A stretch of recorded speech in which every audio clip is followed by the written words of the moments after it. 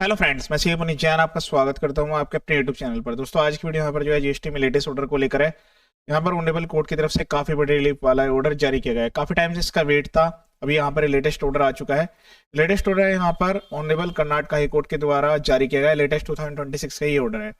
Same state में as applicable रहने वाला है। बाकी अदर स्टेट में भी आप इसका बेनिफिट ले पाएंगे। आपको चेक करना होगा आपके respective honourable jurisdictional high court ने इसके रिगार्डिंग क्या व्यू प्रोवाइड किया है, या फिर कोई ऐसा ऑर्डर जो कि ऑनरेबल सुप्रीम कोर्ट के द्वारा जारी किया गया है तो वो ऑल ओवर इंडिया एप्लीकेबल रहता है।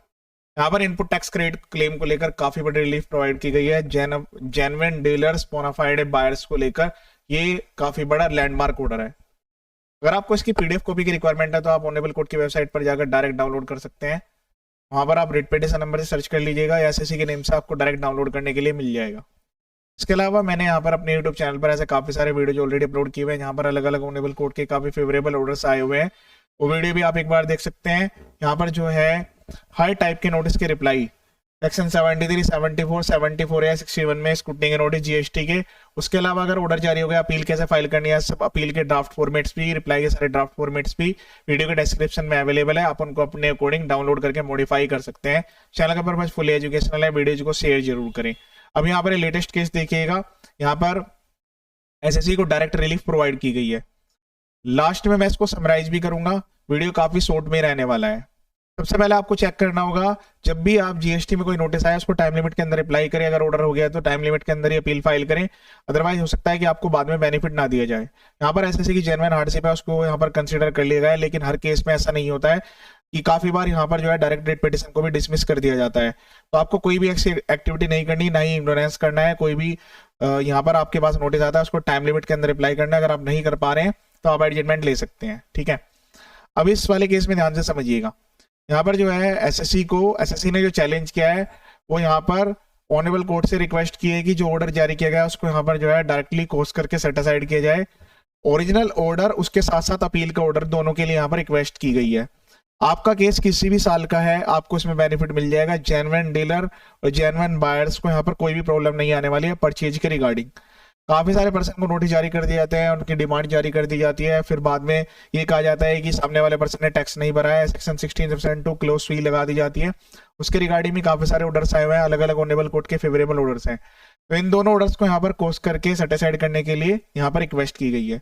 यहाँ पर जो है ठीक है, रिट पिटिशन लेट फाइल हुई थी, इग्नोरेंस यहाँ पर है, लेकिन इनको अलाउ कर दिया गया है। हर केस में ऐसा नहीं होता है। टाइम लिमिट है 90 डेज की। 1 मंथ का आप एक्सटेंशन ले सकते हैं वो कंडोनेशन के साथ। तो उसके बाद अगर आप करेंगे तो जरूरी नहीं कि आपके फेवर में केस आ जाए। इसके अलावा रेक्टिफिकेशन में भी आ सकते हैं, उसमें भी 90 डेज का टाइम रहता है ऑर्डर जारी होने के बाद। अब केस को ध्यान में देखिएगा।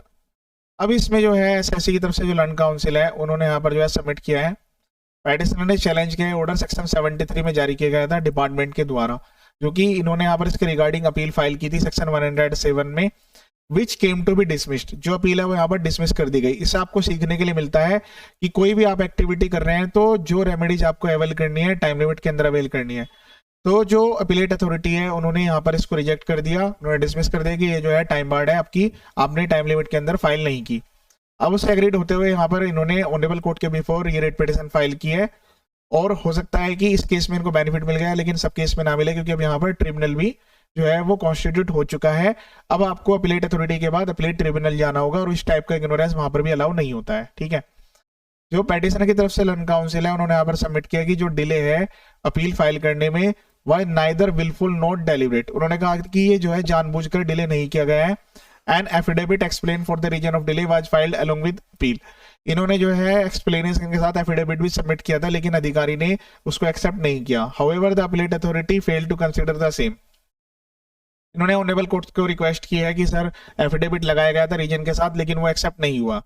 It is contended that the petitioner has claimed input tax credit on the basis of genuine invoice and was under bona fide belief that। ये लाइन और ये पैरा आप जरूर नोट करें जब भी आप अपने रिप्लाई बना रहे हो या फिर आप अपील फाइल करने जा रहा हूं, उसके रेलिवेंट एक्सट्रैक्ट को जरूर मेंशन करें कि इस टाइप से इस वाले ऑर्डर में रिलीफ दी गई थी। तो यहाँ पर जेन्युइन टैक्स इनवॉइस है, बोनाफाइड बायर्स है, डिस्क्रिपेंसी है वो रेक्टिफाई कर दी, would be rectified by the supplier which result in the delay. जो डिस्क्रिपेंसी है सामने वाले से रेक्टिफाई कराने की वजह से यहाँ पर डिले हो गया है। अब यहाँ पर एक डिसाइडेड केस लॉ है, फेमस केस लॉ है, इसके रिगार्डिंग मैंने वीडियो अपलोड किया था, उसका यहाँ पर इन्होंने रेफरेंस दिया है। उसके अलावा जो सर्कुलर नंबर 183 है, एक और सर्कुलर है, दोनों का यहाँ पर बेनिफिट की बात की गई। इसमें क्या था कि सर्कुलर 17/18/19 के लिए आया था कि आज जो प्रॉपर ऑफिसर है वो एक्चुअल इनवॉइस वेरीफाई करेंगे, सारी चीजें वेरीफाई होगी, जो भी सपोर्टिंग एविडेंस है वेरीफाई होंगे, और 5 लाख तक की वैल्यू पे सर्टिफिकेशन था, और अगर 5 लाख से ज्यादा की वैल्यू इन्वॉल्व है जीएसटी की तो फिर उसकी इसमें प्रोफेशनल सर्टिफिकेट की रिक्वायरमेंट थी। तो इन्होंने वो यहाँ पर रिक्वेस्ट की है कि उसका बेनिफिट जो है वो अगले सालों के लिए भी इनको बेनिफिट दे दिया जाए। हो सकता है इनका केस जो है वो 21, 22, 23, 23, 24 या 24, 25 किसी का भी हो। वहां पर जो है ऊपर रेफरेंसिंग तो दी गई है ऑर्डर की, तो मे बी ये 21, 22 या 22, 23 का केस हो सकता है। यहाँ पर जो है एक और केस है, इसमें भी इसी तरह का कंसिडरेशन था और अलाउ किया गया था। तो डिपार्टमेंट की तरफ से लर्न काउंसिल है, उन्होंने यहाँ पर इसको अपोज किया। उन्होंने कहा कि जो लिमिटेशन है वो सेक्शन 107 में जीएसटी एक्ट के द्वारा प्रेस्क्राइब की गई है, वो मैंडेटरी है, उसमें 30 डेज तक का कंडोनेशन हो सकता है। और चूंकि यहाँ पर अपील जो है वो 30 डेज के भी बाद में फाइल की गई, 90+30 यानी कि 120 डेज, तो जो अपीलेट अथॉरिटी है उन्होंने जस्टिफाई किया है इस अपील को डिसमिस करते हुए, ऐसा उन्होंने यहाँ पर सबमिशन दिया। अब फर्दर देखिएगा, having given an annexous consideration to the submissions and material on record, reason for delay as set out by the petitioner while filing an appeal under section 107(1) at paragraph number 5 is as under। अब इन्होंने जो appeal है, appeal delay का एक strong यहाँ पर reason दिया था, उसका पैरा देखिएगा, और आपको भी ड्राफ्टिंग जो है सही तरीके से करने की रिक्वायरमेंट आती है। इन्होंने लिखा है, I had claimed input tax credit based on A genuine tax invoice dated this issued by this firm. Subsequently, it came to my knowledge that the said supplier failed to upload the invoice in GSTR1, which led to the mismatch in consequent rejection of the ITC. I issued a legal notice to supplier on 25th of November 2021, urging compliance but received no response. अभी इन्होंने क्या किया, जो supplier है उसको notice भेजा, legal notice. I was under the genuine reasonable belief that issue covered be resolved at the supplier and thus inadvertently delayed in file the appeal। तो जो रीजन है वो दूसरे पर्सन की वजह से है, इन्होंने तो नो लीगल नोटिस भेजा, उसका यहाँ पर प्रूफ भी लगाया हुआ है, और यहाँ पर जो फाइल है डिले हो गई है वो इसी वजह से हुई है। Additionally, due to limited awareness, procedural requirement, absence of the procedure, professional legal support at that time, I could not act within the prescribed time। तो इन्होंने ये चीज भी क्लियर कर दी रीजन।